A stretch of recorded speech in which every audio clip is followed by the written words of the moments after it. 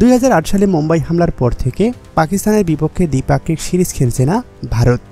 তবে আইসিসি ও এসিসি টুর্নামেন্টে মুখোমুখি হয় দুদেশ। তবে এখন থেকে আইসিসি ও এসিসি টুর্নামেন্টেও খেলতে চায় না ভারত। সম্প্রতি পেহেলগামের ঘটনায় ভারত পাকিস্তান সম্পর্ক তলানিতে এসে দাঁড়িয়েছে। বাণিজ্য, সড়ক ও বিমান যোগাযোগ বন্ধ। নদীর পানি চুক্তি বাতিল হওয়ার পর এবার ঐতিহাসিক সিমলা চুক্তিও বাতিল করা হয়েছে। ক্রিকেট মাঠেও এর প্রভাব পড়েছে। দ্বিপাক্ষিক সিরিজ পাকিস্তানের বিপক্ষে কখনোই খেলবে না বলে সাফ জানিয়ে দিয়েছে ভারতীয় ক্রিকেট নিয়ন্ত্রক সংস্থা বিসিসিআই।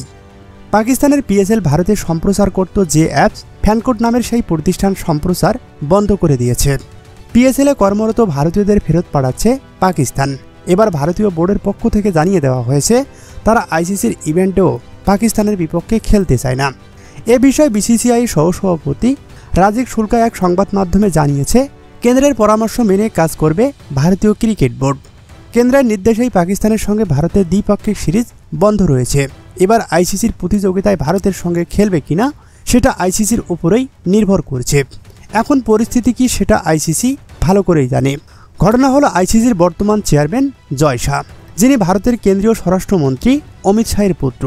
ফলে ভারতীয় ক্রিকেট বোর্ড যদি সত্যি আইসিসিকে চিঠি দেয় তাহলে অবশ্যই ভাববে ক্রিকেট নিয়ন্ত্রক সংস্থা।